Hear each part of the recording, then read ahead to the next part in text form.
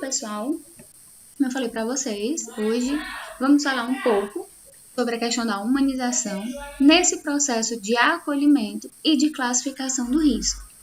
Vocês podem até dizer assim, nossa, fica sempre batendo na mesma tecla. Porém, a nossa disciplina é realmente trazer essa semente, esse intuito de vocês e aflorar a importância da humanização em todos os aspectos da assistência. Então, por isso que na nossa primeira aula a gente entendeu a importância e o surgimento da humanização na saúde. Vimos e estudamos a questão da Política Nacional de Humanização. Então, quais são os seus princípios, a questão do que o SUS ele prega e, consequentemente, atua na questão dessa humanização. Focamos na humanização da enfermagem.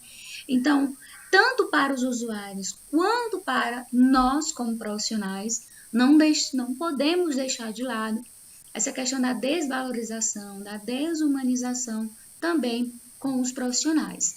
Seja pelo ambiente, seja também por questões, e aí vem desvalorização financeira, seja por falta de EPIs, vem tanto a humanização quanto a desvalorização. Quando eu trago esse tema de hoje para vocês, a gente vai justamente voltar esse olhar para o acolhimento. Acolher não é só chegar e realizar as normas e as regras impostas pela instituição. Acolher vai muito além do que você possa imaginar. Como assim, Isadora? Vocês já estudaram em outras disciplinas a questão da anamnese, da entrevista, na qual todos os profissionais, o médico realiza, o enfermeiro, o técnico também, para que a gente possa traçar as necessidades do paciente e bem como entender quais são os seus sinais, seus sintomas, o que é que ele está sentindo. Porém, muitos profissionais realizam esse processo de forma mecânica. Pegam só aquelas regras que estão ali impostas, aquelas perguntas, e fazem de forma, vamos dizer assim, seguindo uma sequência, mas não se atentando ao que o paciente, o nosso cliente, ele está dizendo. Muitas vezes o cliente ele percebe essa falta de desrespeito, essa falta de olhar, de humanização, de qualidade. E aí ele acaba falando qualquer coisa. Ou ele acaba mentindo, omitindo em algumas situações para que ele possa receber alta o mais rápido possível. Ou para que o tratamento dele, ou que ele saia dali, daquela situação. Já a classificação de risco, vocês também já estudaram, busca justamente reduzir essa questão das filas, agilizar a questão do atendimento, buscar uma maior resolutividade na hora de fechar os diagnósticos. Então, aqui eu trago para vocês que humanizar, quando a gente traz humanização, eu não vou tentar, de fato, humanizar um humano. Eu vou buscar trazer esse pensamento de vocês para o afeto, para o trabalho, para as necessidades reais do paciente. Necessidades essas não voltadas apenas para a doença, mas necessidades voltadas para um contexto na qual ele está inserido ali. As dúvidas, as incertezas. Então, eu preciso atuar dentro, claro, das necessidades da patologia. Ele está com febre, então ele está com a necessidade de uma medicação para melhorar ali. Ele está com dificuldade em respirar, então ele tem uma necessidade de melhorar aqueles sinais e sintomas. Porém, além daquela necessidade na qual eu estou visualizando, muitas vezes ele não vai chegar a falar, existem outras necessidades que ele nem fala e que eu não consigo visualizar, que é aquela necessidade que está interna. E muitas vezes, como eu até falei para vocês, acaba dificultando o tratamento, dificultando a questão da melhora desse nosso cliente.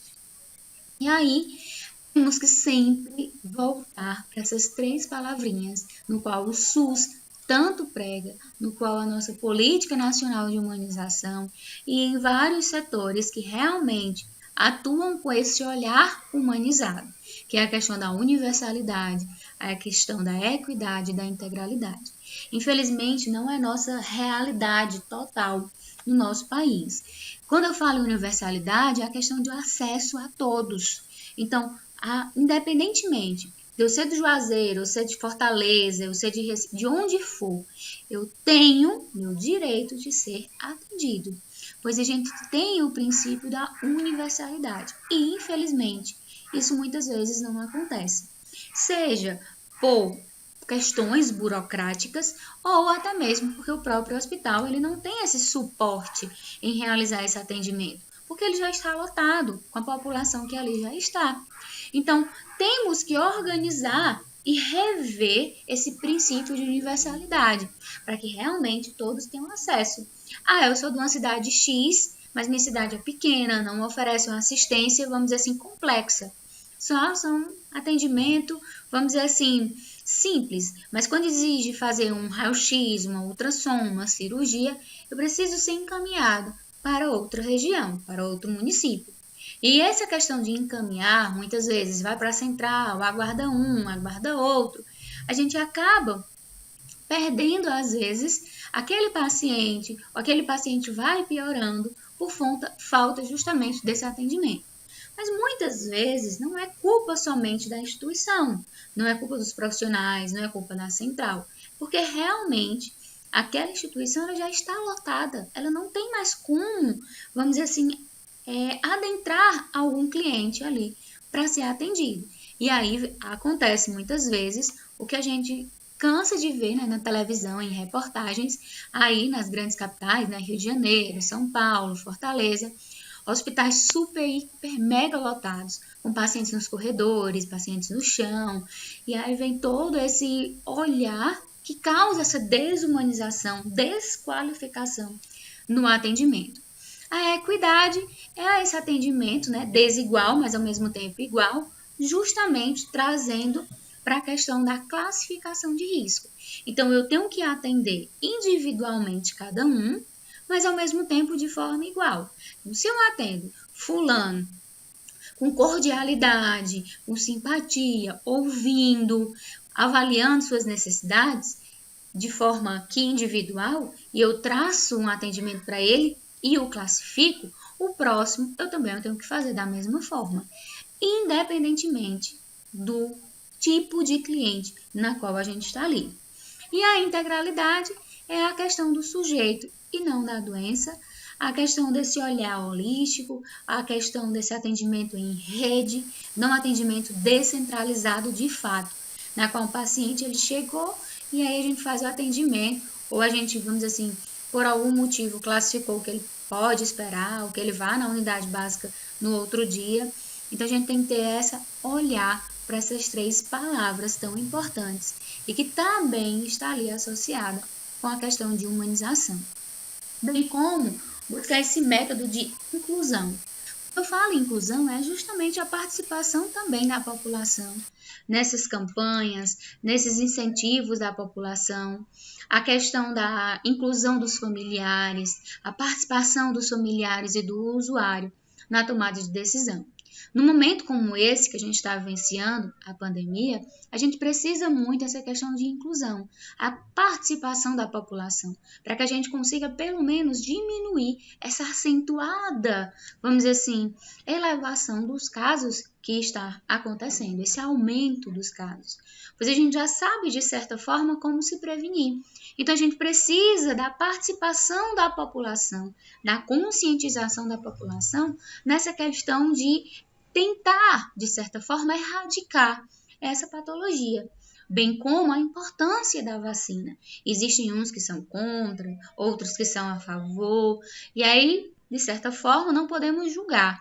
A gente tem que atuar, buscar essa inclusão na população e criar essas campanhas de fato de humanização e olhar. Outros exemplos, as pessoas que estão ali adeptas, que são a favor da vacinação, se preparam e vão receber a vacina e os profissionais de saúde não aplicam. Seja porque estão aplicando outro tipo de vacina ou não administram a dose, fingem. Isso não é um olhar humanizado. Isso não é um atendimento qualificado. E por causa, muitas vezes, de um, de dois, acaba sobrecarregando toda uma profissão, toda uma classe de profissionais, toda uma instituição. E aí as pessoas, às vezes, acabam deixando de fazer determinado procedimento, de tomar, vamos dizer, até a vacina, por conta de alguns exemplos que vão para essa linha negativa. Então, a gente tem que se tornar esse exemplo e tem que focar nessa questão da inclusão, da participação, do ouvir, trazer esse cliente na hora de fechar vamos dizer assim, traçar um diagnóstico de enfermagem, na hora de uma troca de curativo, explicar, mostrar, na hora de avaliar os seus sinais vitais. Então, tudo isso precisa desse atendimento acolhedor. E aí, justamente a questão do acolhimento é esse processo que procura essa questão de acolher, de escutar, de buscar nas respostas, nas expressões do nosso cliente, formas de minimizar suas dores. E aí a gente vai orientá-lo, a gente vai buscar um atendimento com mais resolutividade, a gente vai buscar o auxílio da família, vai orientar tanto o familiar como o nosso cliente na hora, vamos dizer assim, do tratamento. Muitas vezes, por exemplo, aquele cliente, ele tem que ter uma alimentação, foi passada pela nutricionista, alimentação X. E na cabeça dele, ele pode comer qualquer tipo de alimento. Então, vamos dizer assim, é um paciente que está com quadro hipertensivo e diabético, não está melhorando, e aí está levando em consideração algumas consequências, sequelas da hipertensão e da diabetes. E uma forma de controlar é a questão também da alimentação. Então, é passado para ele, né, vamos dizer assim, um quadro nutritivo, quais são os alimentos que ele vai tomar, receber e se alimentar. Como ele está internado para fazer tratamentos de outros tipos, da sequência, né, consequência dessas duas patologias, vem lá, muitas vezes da cozinha do hospital, por exemplo, a sua alimentação.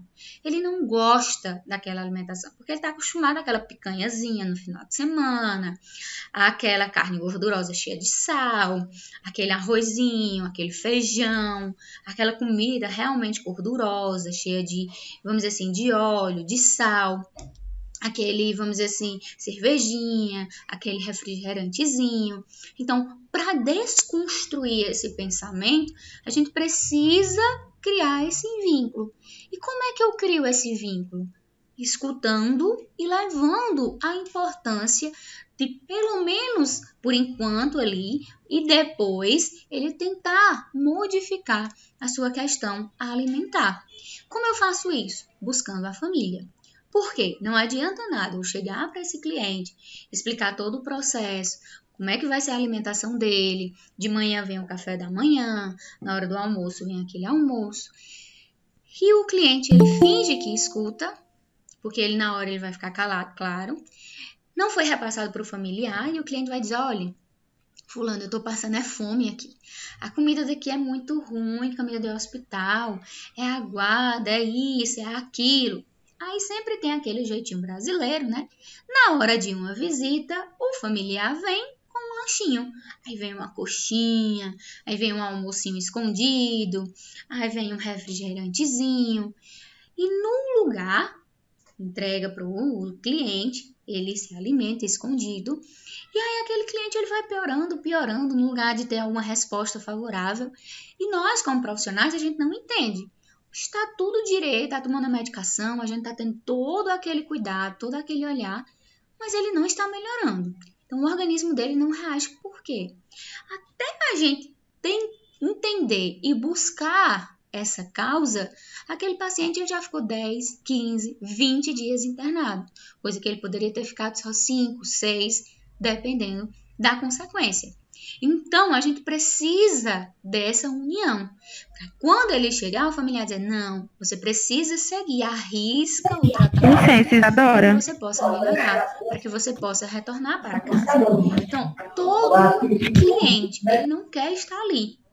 Mas, ao mesmo tempo que ele precisa estar ali, Ele vai fazer todas as formas para sair, claro. Muitas vezes ele vai mentir, muitas vezes ele vai omitir. E é nesse mentir e omitir ou burlar algumas lacunas que ele acaba ficando mais tempo nessa, vamos dizer assim, instituição, nesse tempo de internação. Então, a gente precisa criar esse vínculo e ouvir as necessidades. E aí, seu João, como é que está a alimentação? Eu sei que essa alimentação não é o que o senhor está acostumado. Eu sei que essa alimentação, o senhor pode, a princípio, Professora, não estar gostando, mas é ela que vai melhorar. É ela que vai fazer com que o senhor receba a alta. E quando for para casa, o senhor precisa seguir ou precisa procurar um nutricionista para ele manter, junto com a medicação, essa, vamos dizer assim, essa forma alimentar para que o senhor continue melhorando, para que o senhor não venha piorar. E essas sequelas de hoje não se tornem sequelas mais graves. E aí a gente vai buscando, vai sempre batendo nessa tecla, até seu João receber alta. E aí, depois que ele receber Isadora, alta, né? Infelizmente, a gente não tem essa linha de continuidade no atendimento. Quem vai garantir isso? É a família. É aquela pessoa que ficou ali no acompanhamento, é aquela pessoa que você chegou a explicar, que ouviu os planos traçados para ele. Então, a gente precisa justamente aqui, nesse processo de acolhida, nesse processo de atendimento, de assistência, buscar esse olhar. Então, é justamente garantir o acesso, reorganizar esses processos, priorizar o atendimento, buscar a melhor forma de assistência para cada um. Não tem como eu atender todos da mesma forma. Eu tenho que preconizar o individual e trazer, claro, a questão das regras e normas de uma forma geral. Aqui eu venho explicando para vocês essa questão do acolher, a questão do que se trata, da postura. Quando eu disponibilizar esses slides, vocês vão ler bem direitinho essa questão aqui dessa definição. Mas eu já vim explicando para vocês Isadora, de debate. Só um minutinho. Ei, professor. Oi, Romana.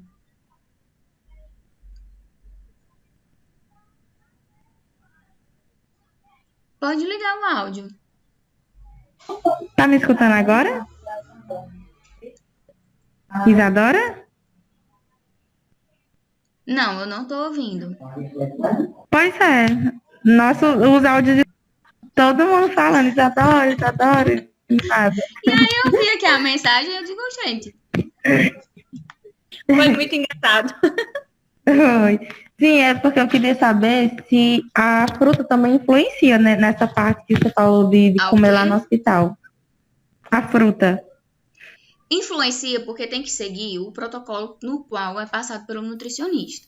Não é correto nenhum acompanhante ou paciente estar levando alimento para a instituição. Algumas instituições podem deixar liberar. Por que isso? Cada instituição possui suas regras, possui suas normas. Quando vocês adentrarem, de fato, no mercado de trabalho, no estágio de vocês vão entender essa questão. Na unidade básica, na estratégia de saúde da família, em hospitais. Eu vou estagiar no hospital de grande porte, vou estagiar no UTI, eu vou estagiar na urgência e emergência, na clínica médica. Até mesmo dentro da própria instituição, do próprio hospital, de acordo com cada setor, possui suas normas e regras. Tem algumas instituições que é regra, norma, não entrar com nenhum tipo de alimentação. Infelizmente, muitas vezes, a pessoa sempre dá aquele jeitinho e acaba burlando essa questão e adentrando com a alimentação. Fruta é saudável? Eu perguntei justamente por isso. Não tem problema. Porém, às vezes não é o horário do nosso cliente se alimentar. Existe uma, digamos, regra em questão de horário. Dependendo da instituição, vamos dizer, às 9 horas é o café da manhã. Meio-dia e meia é o almoço e às 5 horas é o jantar. E dependendo ainda da instituição, às 10 horas é um chazinho, um biscoito. Por quê? Porque às vezes faz parte do tratamento do cliente, essa questão de intervalos da alimentação. Como também outras vezes é apenas questão burocrática mesmo da instituição hospitalar. Mas vamos dizer que fulano, seu João, se alimentou do café da manhã às 8 horas. E nesse intervalo, até 1 hora, o seu João ficou sem comer nada, porque ele ia almoçar. Mas vamos dizer que ele estava na fila de uma cirurgia. E por acaso teve uma vaga, surgiu. Ele ficou desde 8 até 1 hora sem se alimentar, pelo menos espera-se. Dependendo do tipo de cirurgia, a gente tem que ter algum intervalo maior ou menor, dependendo do tipo e das normas da instituição. Então, vamos dizer que o seu João vá se operar às 4 horas da tarde. Então, da alimentação dele até o horário da cirurgia, ótimo. Ele está ali em jejum, está tranquilo, vai dar para receber anestesia. Se nesse meio termo algum familiar ou seu João estava com uma fruta escondida, ele comeu. Ele não vai dizer ao profissional. E o profissional, muitas vezes, não vai perguntar. Porque o profissional subtende, porque é norma e regra da instituição, que ele não se alimentou, que não entrou nenhum alimento lá. E aí, seu João vai para a cirurgia. Ao chegar lá, ele pode ter alguma reação. Vamos dizer que seja uma cirurgia gastrointestinal. Vamos dizer que na hora da anestesia ele teve uma reação. E aí a pessoa, o profissional, não vai ficar entendendo. Nossa, seu João estava bem, veio fazer a cirurgia, por que ele está tendo essa reação? Até a gente descobrir de fato qual é a causa, pode ter sido essa fruta, pode ter um alimento diferente, né? Um refrigerante, um salgado, depende. Porque quem entra com uma fruta vai, muitas vezes, infelizmente, entrar com outra coisa. Então, por isso a importância da gente conscientizar a família. Vamos dizer que, de repente, infelizmente, seu João se alimentou, então não gostou do café da manhã. Eu odeio o chá do hospital. Então, não vou nem comer, porque eu sei que quando trocar de acompanhante, a outra pessoa vai trazer um cafezinho para mim. E aí traz aquele café, um café preto bem forte, ou então traz aquele pão com um ovo, que não é para ser a alimentação do seu João, pelo menos por enquanto. Ele se alimentou e, por acaso, ele teve uma piora. Ele precisa, vamos dizer assim, entrou em parada cardiorrespiratória, ele precisa ser entubado, ele precisa ir para uma cirurgia de emergência, e aí? Subtende naquele momento que seu João não tem se alimentado por nada, porque ele deixou o café da manhã que veio do hospital ali. Então, vocês estão entendendo a necessidade da gente trazer esse acolhimento e a importância de seguir? Claro, se o familiar e o usuário têm segurança com você, tem esse vínculo, ele vai trazer, olha, Isadora, eu não gosto de jeito nenhum da comida daqui. Mas fulana, né, minha esposa, tá vindo e vai trazer uma comida para mim. Tem profissional que, tranquilo, olha, pois manda ela trazer uma bolachinha creme crack. Tem profissional que diz, pronto, pois manda ela trazer uma frutinha, uma maçã, uma banana. Quando o senhor for comer, me avise, porque aí a gente já até coloca na evolução. Fulano, seu João, tá hora, se alimentou assim, assim, assim. Ou então a gente já passa para nutricionista, olhe, fulana, que é a nutricionista, seu João não está aceitando o plano alimentar que você passou. Ele não está gostando, ele não está se alimentando. E aí essa alimentação que ele não está é da doença ou é porque realmente ele não está gostando. Então a gente também tem que ter esse olhar. Porque às vezes, dependendo, ele foi diagnosticado com uma úlcera epigástrica. Ele está com uma gastrite pesada. Ele está com um câncer no intestino. E aí a alimentação dele ele tem que ser balanceada de acordo com o nutricionista. Ele não está se alimentando, seja por conta da alimentação que é, vamos dizer, ruim, que ele está julgando, ou por conta da patologia que está ali instalada. E se ele chupa uma laranja, uma fruta ácida que não está podendo, então a gente tem que ter esse olhar e cuidado. Então, não é, vamos dizer assim, também seguir tanta risca, é buscar esse acolhimento.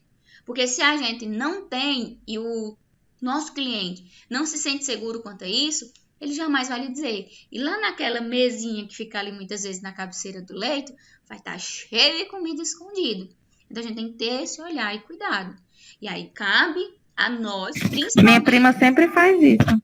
E aí cabe a nós, profissionais de enfermagem, né? Enfermeiros, técnicos, estarmos atentos a isso. Porque se chega uma piora de um paciente quanto a isso, vai recair justamente para nós, como profissionais que estamos ali sempre em atuação com o nosso paciente.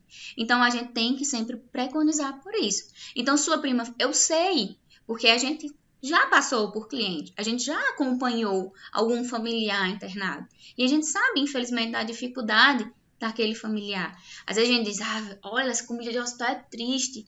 Mas naquele momento é o que ele tá podendo se alimentar. Ou o familiar chega no médico, na enfermeira, no técnico e diz, olha, Isadora, meu pai tá internado, ele não tá se alimentando, ele não é assim, será que não é a comida do hospital? Vamos ver outra maneira? Aí nós da enfermagem procuramos a nutricionista. Muitas vezes a nutricionista diz, pô, faça assim, manda ela trazer um iogurtezinho, uma frutinha, que aqui no hospital a gente não tem para disponibilizar, porque geralmente é questão de verbas e estruturas, tem todo um protocolo por trás. Então mande ela trazer. Agora, a fruta é balanceada. Isso tem que ser de comum acordo. Não é para ser escondido. Não é para ser, vamos dizer assim, algo e que muitas vezes o cliente vai deixar de se alimentar com um do hospital para fazer outro. E ele não vai melhorar. E aí, por que ele não está melhorando? Então, a gente tem que ter cuidado quanto a isso. E vocês, como profissionais, né, futuros profissionais, tem que buscar conscientizar nessa sementinha, no familiar, numa prima, num tio, numa tia.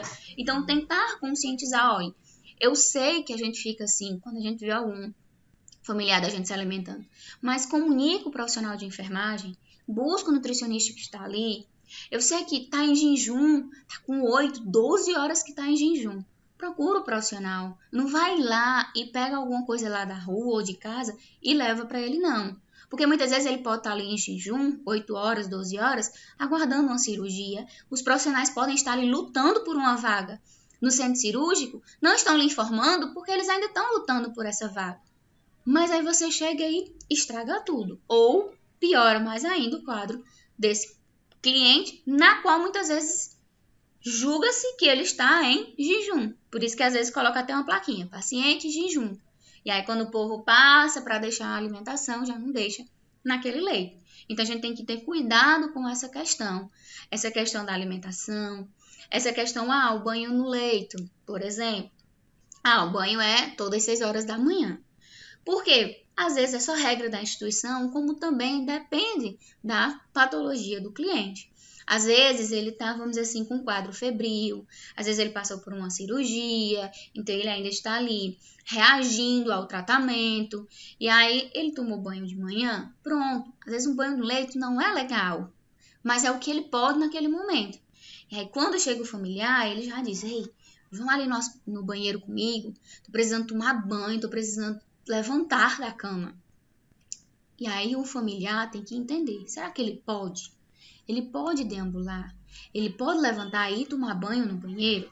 Nesse processo, muitas vezes, os pacientes acabam caindo, acabam piorando o quadro. Então, por isso a importância desse acolhimento e desse olhar.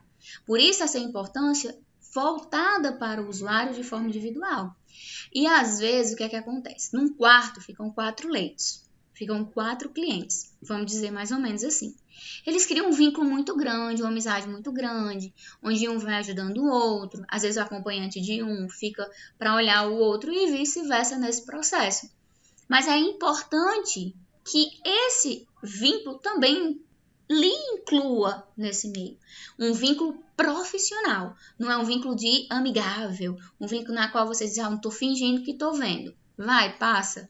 Não, porque muitas vezes esse negócio de fingir, esse jeitinho brasileiro, pode acarretar num resultado ruim mais na frente. Então, como profissionais, a gente tem que ter muito cuidado.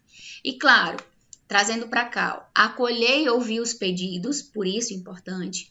Escutar, analisar essa questão, dar as respostas adequadas, tentar falar nessa linguagem dele. Olha, eu sei que ele está sem se alimentar, eu sei que ele não gosta da comida do hospital, mas eu já conversei com a nutricionista, ela vai vir aqui para reavaliá-lo, traçar outro plano alimentar, mas por favor não traga nada de casa. Não é o momento dele estar se alimentando com nada que venha, mesmo que seja uma fruta, um suco ou algo do tipo, porque no momento não é agora. Quando for, eu vou lhe dizer, até porque as instituições muitas vezes não vai estar oferecendo isso. Oferece apenas, vamos dizer, à noite. Seu João é acostumado a comer um prato de janta, aquela serra de baião ou de arroz, feijão, macarrão. E muitas vezes no hospital é só aquele, vamos dizer assim, aquela sopinha, que muitas vezes vem num copozinho. Depois é só vamos dizer, chá ou um café com leite. E ele vai continuar com fome, claro, porque quem é acostumado a comer aquela serra, mas durante aquele tratamento, é para ser seguido à risca aquilo dali. Então, você vai dizer, tanto a seu João como a acompanhante, dependendo de quem seja, eu sei que seu João vai ficar com fome, mas o importante é o tratamento no momento. Para que seu João, daqui para 2, 3, 4 dias, ele vá para casa e volte, né? Se Deus quiser, comer a sua serra novamente, sem nenhum problema. Agora, se ele não seguir a risca, a gente não vai conseguir. Porque o tratamento, vocês estudaram já em outras disciplinas, não é apenas a medicação. Não é o médico chegou, traçou o diagnóstico, pronto, tuberculose, pneumonia, úlcera, medicação, tal, uma medicação de 8 em 8, outra de 5 em 5, não, o tratamento não é só isso, onde eu, profissional de enfermagem, chego lá, troco o curativo, chego lá, pulsiono uma veia, troco o remédio lá no soro, aplico a injeção, não, o tratamento envolve mais do que isso. E aí vem a resposta fisiológica, será que ele está fazendo xixi e cocô normal? Vem a questão de aceitação da alimentação, vem a questão da resposta do corpo, ele vem, está sentindo febre, opa, a frequência cardíaca dele está baixando, a frequência respiratória dele está ficando alta, está baixa. Então, a gente tem que outras formas de avaliação. Não é só aplicar medicação, senão assim era muito fácil. Então, o médico traçava o diagnóstico, dizia, a medicação é essa, de 8 em 8 horas. Pronto, vai para casa. Não precisava existir hospital. O pessoal ficava tratado em casa e aí todo mundo ia aprender a funcionar uma veia e botar um soro lá. Não é assim. O tratamento é justamente avaliar a resposta. Às vezes ele reage bem, outras vezes não reage. E essa reação é o corpo? É a mente? É a medicação? Então, tudo isso tem que ser visto e avaliado. E isso não é apenas, vamos dizer assim, a técnica. Às vezes a gente não aprende essa técnica. A gente vai traçando com o nosso dia a dia, com o nosso olhar, com essa nossa semente de humanização que a gente tem que estar sempre regando. Então, surgiu a questão da classificação de risco. Não sei se vocês lembram, é recente, pelo menos aqui também no nosso município, essa questão de classificação. Opa, foi um oba-oba para a população. Ninguém aceitava. O que é isso? Então, tudo que é novo, muitas vezes, causa muitos julgamentos. E muitas vezes julgamentos de formas negativas.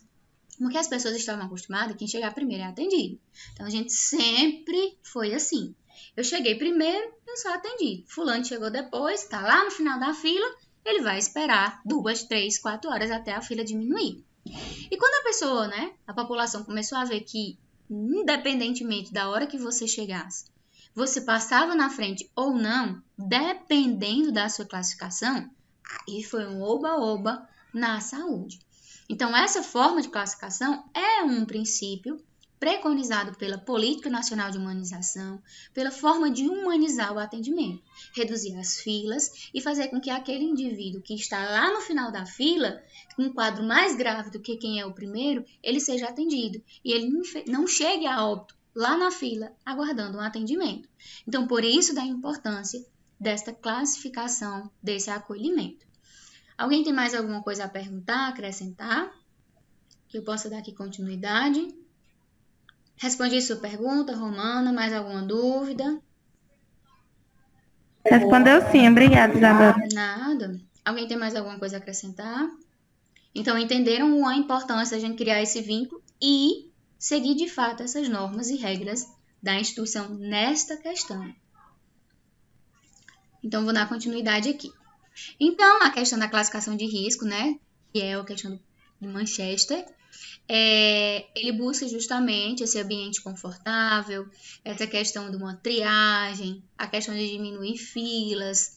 Ele vai avaliar através dos sinais e sintomas do paciente, seguindo fluxogramas para traçar quem necessita de um atendimento mais urgente e quem pode aguardar um pouco. Independentemente se ele é o primeiro, se ele é o segundo, se ele é o 10º, se ele é o 20º da fila. Então, ele vai passar por essa questão de triagem. Não sou eu, como enfermeiro, que vou dizer. A gente tem um fluxograma. Para que isso? Para justamente a gente se respaldar. Porque eu não posso olhar para um cliente só pelos sinais e sintomas dele, avaliar que olhei os sinais e sintomas, pronto, ele é de emergência. Tem que ser atendido de urgente. Não, acho que vocês já devem ter passado ou presenciado algum familiar essa questão e também durante a aula vocês já devem ter aprendido a questão de como classificar ou como acontece a classificação de risco. A classificação de risco é privativo do enfermeiro. Então, o que é para fazer é apenas um enfermeiro que tem que realizar essa classificação. Mas, infelizmente, em alguns locais, outros profissionais, né, os técnicos de enfermagem, acabam fazendo. Mas isso não é o correto. Quem deve estar fazendo essa classificação é o profissional enfermeiro, né, o de nível superior. E aí ele tem, vamos dizer assim, um livro, digamos assim, com 50, 57 fluxogramas, na qual ele vai fazendo algumas perguntas, avaliando, claro, os sinais e sintomas, e ele vai traçando, até chegar no final e ele conseguir visualizar essa questão de emergência, de urgência, de poder esperar um pouco mais ou não. E aí o nosso cliente retorna para ali para a salinha de espera e vai ser direcionado de acordo com a cozinha que ele recebe. Então, é um procedimento dinâmico que identifica justamente essa questão do tratamento imediato, visando justamente essa questão da qualidade, essa questão da humanização. Então, ele prioriza o atendimento de acordo com esses critérios clínicos, né? Os sinais e sintomas do nosso cliente. Isso faz com que aconteça uma extinção da triagem do porteiro, da recepcionista, que muitas vezes era como acontecia. Então, às vezes, eu vou agora para o hospital porque o porteiro é amigo de fulano que eu conheço. A menina que está lá na recepção é minha amiga. É só o filho dela vai deixar eu passar porque eu sei que agora é hora de pico. Então, tira essa questão da triagem feita por estas pessoas que até então, vamos dizer assim, acho que até 2013, 2012, 2014, acontecia esta questão de triagem, né, de classificação feita por essas pessoas que estavam na recepção. E aí é encaminhado para o responsável, né, o atendimento. Lá ele vê, precisa ir para o ortopedista, já vai direto para a questão. É caso de um gastro, é caso de um clínico, é caso de cirurgia.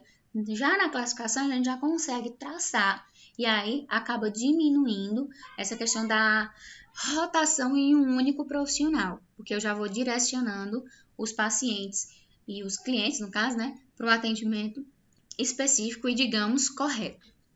Detecta casos que vão se agravando ao longo da espera, vai padronizar e aumenta, claro, a satisfação dos usuários nesta questão já que a maioria da população já entendeu essa importância e até preza por essa questão de classificação. Quando eu falo em ACR, é a questão do acolhimento com classificação de risco. Então, implica justamente essa reorganização dos serviços, reorganização do processo e uma postura de escuta, de compromisso, de acolhida, de avaliar as necessidades e já iniciar ali a real assistência que aquele indivíduo ele merece de forma individualizada, digamos, personalizada. É necessário que se tenha conhecimento desse manual, né, desse livro de fluxograma, que elabore esses protocolos corretos para os profissionais e também que tenha uma adequada organização ambiental, para que também não tumultue a questão da recepção, a questão das filas também para os médicos, por exemplo, na hora de encaminhamento, no atendimento. Busca também essa quantificação do atendimento, a tecnologia, os materiais e equipamentos necessários, sistemas de informação, a capacitação dos profissionais, e aí a gente já consegue reduzir essa espera dos usuários. Através da consulta de enfermagem, a gente identifica os sinais de risco, e aí a gente consegue traçar um diagnóstico mais rápido e uma assistência mais rápida e precisa. Aqui, como eu falei, é privativo do profissional de enfermagem, mas em algumas instituições, dependendo, né, do hospital, dependendo da de pronto-socorro, né, as UPAs, alguns locais o técnico de enfermagem acaba realizando esta classificação. E aí ele busca justamente esse princípio ético, estético e político, tanto preconizado pela política nacional, bem como com esse processo de acolhida. Quem acolhe em qual lugar acolhe e em qual horário acontece esse acolhimento, essa assistência. Então, o modo de operar, reorganizar, é justamente atender todos que procuram serviço. Então, independentemente de um estar com um caso bem grave e outro estar apenas com dor de cabeça, todos têm que ser atendidos. Claro, por critérios de classificação. Qual é o local? Todos são atendidos justamente nesse serviço de saúde onde eles procuram. A gente não pode negligenciar, não pode omitir atendimento. E aí a gente permite justamente essa criação de vínculo, de acesso, de responsabilidade, de segurança do paciente, de minimização de riscos, possibilitando justamente essa análise e essa reestruturação dos sistemas. E em relação à classificação, a gente tem a questão da cozinha vermelha, a amarela, a verde e a azul. Vermelho já é atendimento de emergência, então tem que ser rápido. Urgente, pode esperar só um pouquinho. Pouco urgente é o verde e o azul é simples, pode aguardar um pouco bem mais. Então aqui eu trago para vocês, acho que vocês até já estudaram, mas eu também trago como uma forma, né, até de recapitular e lembrar a questão da cor e alguns exemplos dos principais, vamos dizer assim, acontecimentos, né, alterações que podem ser classificados como emergência, vermelho, urgência, amarelo, urgência relativa e que pode ser ambulatório, que pode aguardar um pouco mais. Aqui eu venho explicando para vocês, no caso de vermelho, que é uma emergência, geralmente é a questão de uma ressuscitação, é a questão de alguma amputação, de hemorragia, então precisa ser encaminhado de imediato para uma sala, que a gente chama de sala de reanimação, para prestar atendimento rápido e preciso. Aqui são os eixos vermelhos, a medicação, o que fazer. A questão do azul é um atendimento mais ambulatorial, né? Geralmente, dependendo do caso, pode aguardar, né, para um clínico geral, ou pode ser encaminhado para uma estratégia de saúde da família, vai depender, né, do caso até então. Muitas vezes a gente não pode subestimar, às vezes a gente pode, no fluxograma, pode sim acontecer erros, e aí a gente pode classificar esse cliente como azul ambulatorial e ele pode ir evoluindo para um quadro mais grave. Então, a gente tem que sempre estar ali alerta com o que ele está dizendo, com o que eu estou vendo e deixar sempre aquele cliente ali também aguardando, para que ele não venha a piorar quando for para casa. Que, infelizmente, muito disso acontece. Aí foi verificado, não tem nada, fez os exames, ou então foi avaliado pelos seus sinais e sintomas, está tudo normal e vai para casa. Quando chegou em casa, 2 horas, 3 horas depois, o cliente começou a piorar, começou a apresentar sinais de hipóxia, ou de parada cardiorrespiratória, ou de piora do quadro, apresentou sinais de AVC, por exemplo. Às vezes acontece. Então, a gente também tem que ter muito cuidado e jamais subestimar a questão do que o cliente está ali. Jamais ele vai procurar um atendimento se ele não estiver sentindo nada. Claro, tem um em 1 milhão que adora hospital, que adora médico, adora profissional da saúde ou então cria na cabeça dele que tem alguma coisa e sempre vai estar ali. Então a gente tem que ter cuidado para não, vamos dizer assim, priorizar tanto alguém que não tem nada. Então a gente sempre tem que também estar nesse processo de escuta e de avaliação. A questão dos azuis, vocês vão dar uma olhadinha. Aqui é a questão do fluxograma, como é que acontece esse atendimento. O vermelho já vai para a sala de emergência, o amarelo vai para uma consulta médica, geralmente nas salinhas. O verde e o azul também vai para a consulta, mas pode esperar um pouquinho mais e é direcionado para um atendimento especializado. Então, aqui vem a questão dos minutos, é muito relativo também, vai depender da instituição, às vezes eles preconizam esse tempo, às vezes pode até acontecer a ser menos que esse tempo ou mais, vai depender também da rotatividade da qual aquele plantão, aquele momento está sendo vivenciado. Aqui é a questão de avaliar as queixas, avaliar quais possíveis diagnósticos fechados e no atendimento, tanto na unidade, né, básica, quanto de alta complexidade, como o hospital, a gente tem que sempre buscar ouvir e buscar essas necessidades.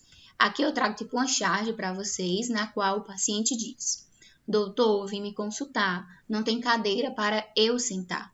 Não precisa, vou atendê-lo tão rápido que você só vai ficar aqui na sala 10 segundos.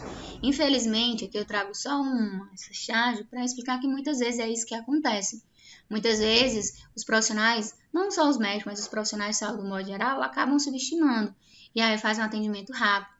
E às vezes o povo diz, não vou não pro PSF não, porque chega lá, só passa de pirona, vou logo para o hospital, porque quando eu chegar lá eu vou fazer todos os exames, ou pelo menos espera-se que o profissional olhe pelo menos para mim. Então, às vezes, muito disso acontece, e aí eu tô, vamos dizer assim, 2, 3, 5 anos na carreira, e aí, querendo ou não, às vezes acontece que a gente deixa esse lado mecânico aflorar mais do que o lado humano, e aí a gente vai atendendo de forma mecânica, de forma a assistência, muito, vamos dizer assim, superficial. E isso jamais a gente deve deixar. Quando isso estiver acontecendo, pare, reavalie, reveja os seus princípios, reveja a sua humanização, reveja a sua inteligência emocional, reveja se realmente é essa profissão na qual você quer e continue. Então, aí você reviu tudo, é realmente o que você quer, então busque fazer diferente. Não se torne um a mais ou uma forma mecânica nesse processo. Aqui é a questão das filas, né? A questão da burocratização, a questão da demora no atendimento. Aqui do mesmo jeito, só uma enxagezinha para vocês olharem e interter um pouco.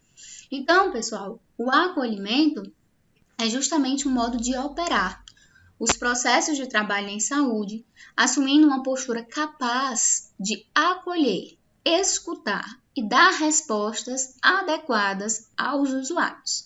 Então, sobretudo, além da assistência, da aplicação da medicação, dos procedimentos na qual nós, profissionais de enfermagem, precisamos realmente fazer, a gente também precisa trazer esse vínculo, trazer esse acolhimento, trazer esse olhar, essa qualificação, segurança dos pacientes, para que erros não aconteçam, para que piora no quadro do paciente, para que a demanda não se torne algo, vamos dizer assim, cansativo, algo, vamos dizer assim, na qual você está aí, lá, voltando a dizer, para trabalhar apenas por trabalhar. Então, busquem sempre estar ali. Não tem nada melhor do que a gente acordar e ir para um plantão com a alma leve, com esse princípio de humanização, onde todos os usuários lhe entendem, onde todos os clientes estão ali abertos para realmente trazer para você dúvidas, trazer para vocês questionamentos, onde se ele não gostar de uma alimentação, se ele não gosta daquele local que ele está ali no leito, ele vai falar com você. Ele não vai só se levantar e trocar de um leito para o outro. E jamais pode acontecer. Porque geralmente, dependendo do sistema, está lá tudo datado, com número, com protocolos. Então, a gente precisa daquele acompanhamento naquele local e ouvir os nossos usuários. Por exemplo, paciente, seu João, ele está aqui no leito 1. O leito 1 está sobre o sol, está muito quente. E o paciente que estava no leito 2, vamos dizer assim, seu Pedro, recebeu alta. E aí, seu João diz, já que ele recebeu alta e está vaga aqui, eu vou mudar para lá. Então, a gente tem que conscientizar também os usuários a não estar fazendo essa troca, a não estar, vamos dizer, causando essa bagunça. Como é que a gente faz isso? Acolhendo, fazendo com que ele se sinta em casa, mas seguindo as regras do local. Por exemplo, quando a gente vai para a casa de alguém, a gente não chega na casa de uma pessoa já abrindo a geladeira, já puxando a cadeira, já deitando numa cama. A gente já chega meio... Eu conheço gente que faz isso. Aí vai depender da pessoa, né? Mas, vamos dizer assim, a maioria das pessoas chega, mas também depende do grau de intimidade que você tem. Vamos dizer assim, se eu chego na casa de vocês chegam na minha, o que é que a gente... Por mais que ali eu sou amiga, eu já conheço há um bom tempo, mas a gente não tem esse grau de intimidade tão grande. A gente já chega um pouco mais a risco. Quando a gente vai ganhando intimidade, a gente já vai ou chega lá se esparramando, ou chega e pede. Isadora, eu vou beber água, eu vou abrir aqui a geladeira.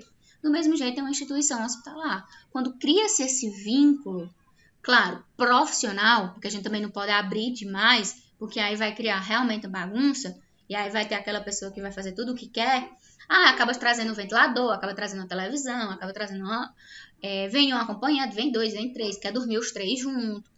Então, não pode. A gente também tem que, vamos dizer assim, jogar a corda, mas numa distância que não abra tanto espaço.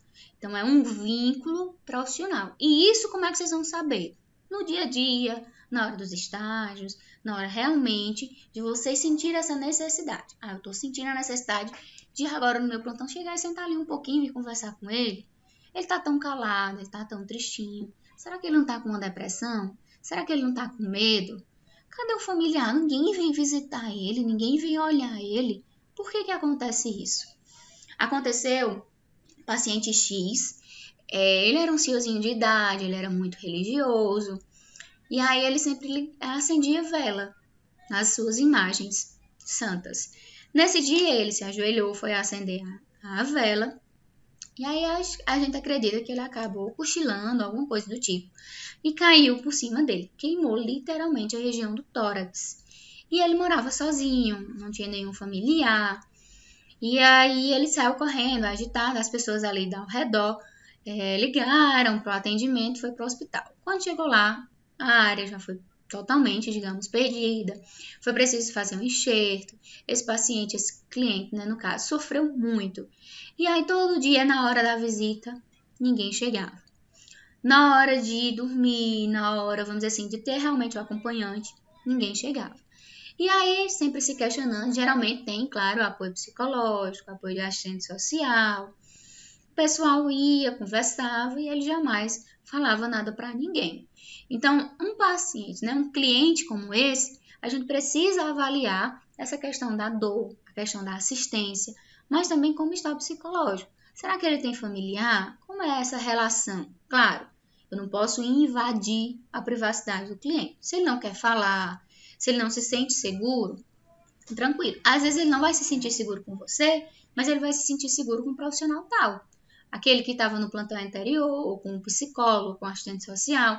Então, a gente vai buscar esse profissional que ele se sentiu seguro para tratar, nesse caso, da assistência humanizada, de trazer esse vínculo. Então, nesse intuito, na nossa aula de hoje, é justamente voltar para esse olhar do acolhimento, voltar para essa importância da classificação, a importância de ver reais, vamos dizer assim, ocorrências que acontecem no dia a dia, que muitas vezes a gente acaba deixando passar, por pensar que não é parte da assistência, como, por exemplo, uma alimentação. Uma simples alimentação que, às vezes, o paciente não está fazendo uso ou está fazendo uso de forma errada. Então, pessoal, eu vou encerrar aqui, vou tirar a minha tela e vou abrir para vocês